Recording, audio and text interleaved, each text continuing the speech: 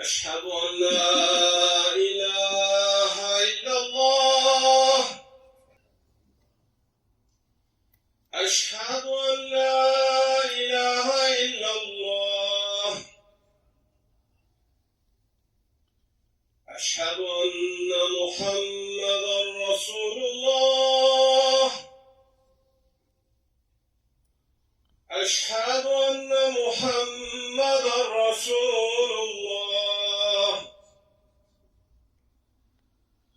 حي على الصلاة.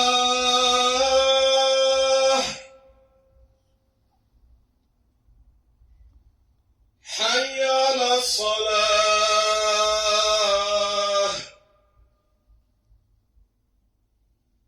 حي على الفلاح.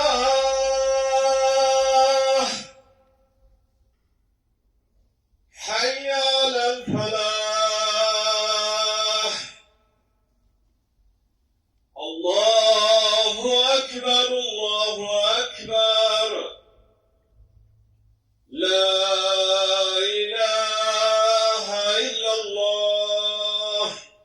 لله نحمده ونستعينه ونستغفره ونعوذ بالله من شرور أنفسنا ومن سيئات أعمالنا.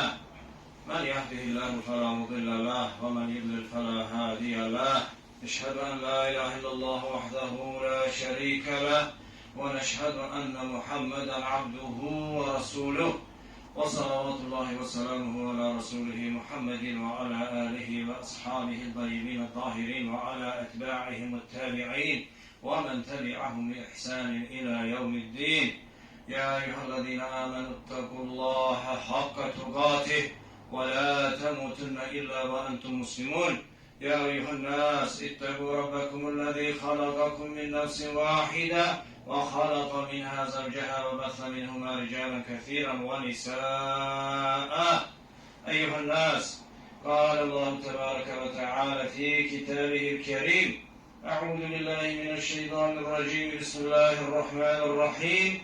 يا أيها الناس كلوا مما في الأرض حلالا طيبا ولا تتبعوا خطوات الشيطان. Sadakallahul azim.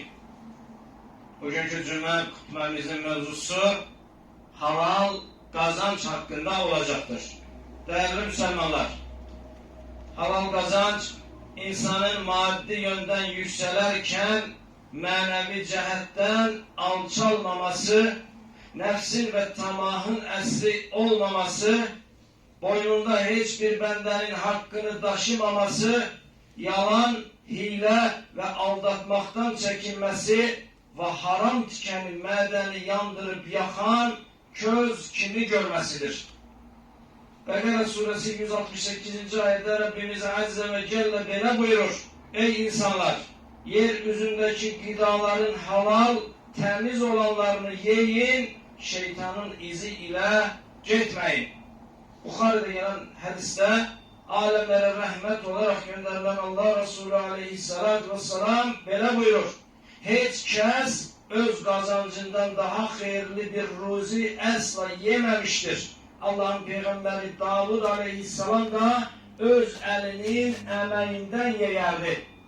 Yine Bukhari'de gelen hadiste âli ahlak üzerinde olan Peygamberimiz aleyhissalatü vesselam böyle buyurur: Sizden birinin kendini alıp meşeye gitmesi, küreğinde bir deste odun getirip satması ve böylece Allah'ın onun itibarını koruması, bir şey verip vermeyeceği malum olmayan keslerden dilenmesinden daha hayırlıdır. Enes İbn Malik radıyallahu anh'ın rivayet ettiği Ebu Davud'da gelen hadiste Medine'li bir sahabe bir neçe defa Allah Resulü'nün aleyhissalatü vesselam'ın yanına gelerek ihtiyacını dile getirmiş ve her defa o cömert peygamberden istediğini alarak evine qayıtmıştı. Bir gün o yine de bir şey istemeye gelende Resulullah sallallahu aleyhi ve sellem evinde hiçbir şeyin yoktur mu diye Medineli sahabesine sual verdikte Medineli sahabesi evinde üzerinde oturduğumuz ve bazen de örtük gibi istifade ettiğimiz bir kilimimiz, bir de su kabımız var cevabını verdikte Allah Resulü aleyhissalatü vesselam öyleyse onları mene getir dedi. və Allah Resulü Aleyhisselatü Vesselam ona o əşyalar, ev əşyaları gətirildikdə onu hərraca çıxartdı və bunu almaq istəyən varmı? Dedikdə cəmaatdan bir nəfər, ey Allahın Resulü, mən bir dirhəmə alaram dedi və Allah Resulü Aleyhisselatü Vesselam 2 dəfə ard-arda daha artıq pul verən varmı? Dedikdə bir sahabə, ey Allahın Resulü, mən 2 dirhəm verərəm və 2 dirhəmə alaram dedi və o əşyaları aldı. Allah Resulü Aleyhisselatü Vesselam o 2 dirhəmi o gənc Mədinəli sahabəsinə verərək bir dirhəmi ilə ailə üzvlərinə yemək al, bir dirhəmi ilə isə balta alaraq yanıma gəl dedi.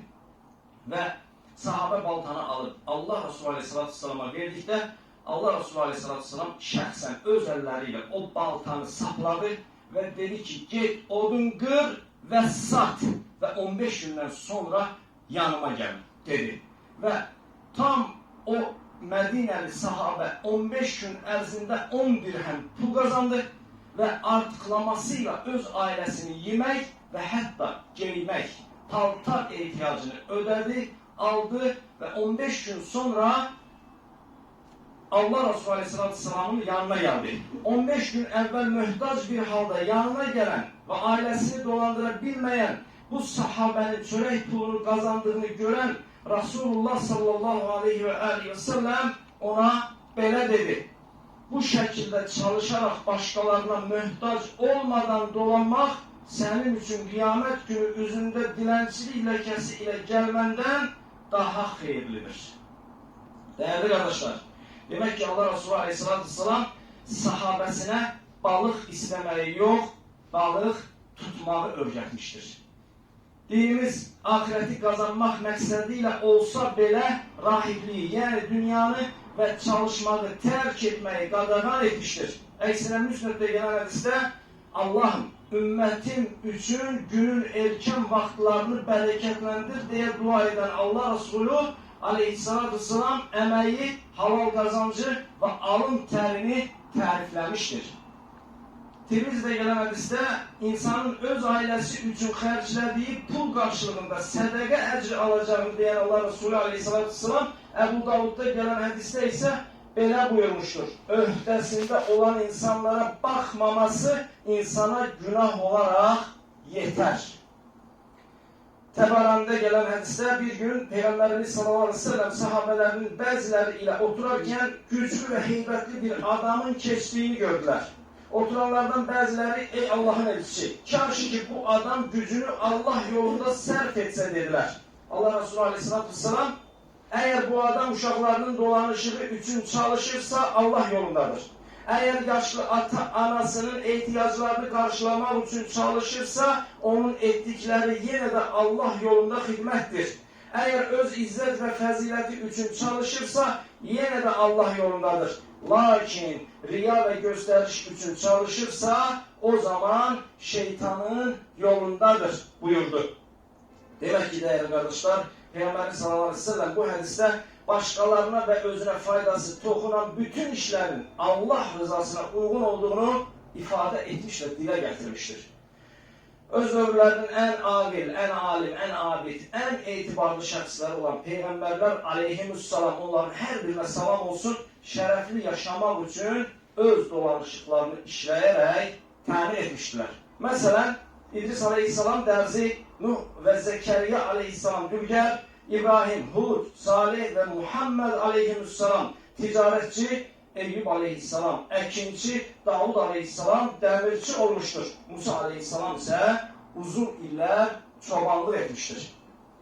Değerli kardeşler, dinimiz halal kazanca zidd olan ve cemiyetin temel değerlerine zarar veren oğurluk, qəsb, qumar, içki, rüşvet ve faiz kimi her növ haksız kazanç yolunu da qadağan etmiştir.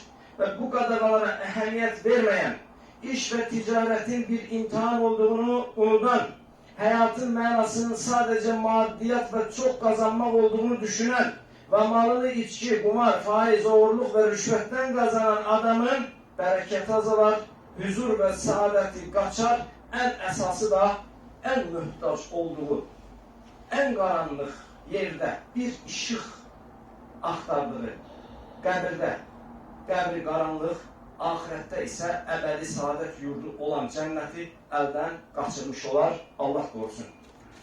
Dəyərli qardaşlar,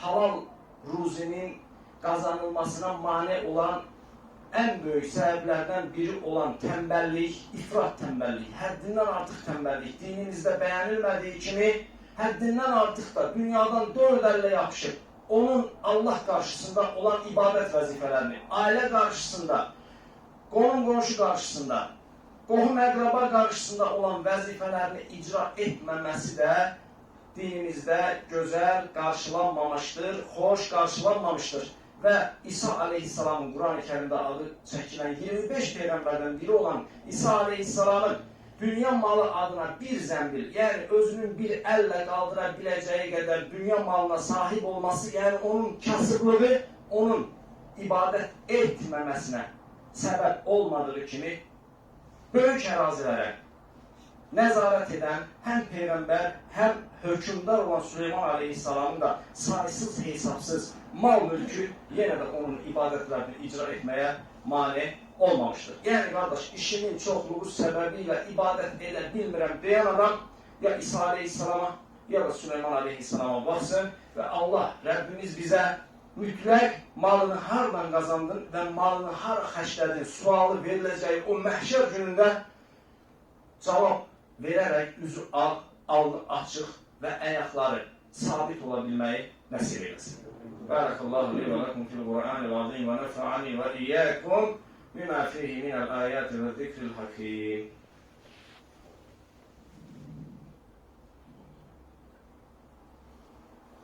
Elhamdülillah və salatu və selamu ala Resulillah. Allahümme gfir lil mu'minina vel mu'minat vel muslimina vel muslimat. ما بين المشارق والمغارب كلهم عامة. اللهم أعز الإسلام والمسلمين. اللهم أعز الإسلام والمسلمين. اللهم أعز الإسلام والمسلمين واحمي حوزة الدين ودمر أعداء الدين وألف بين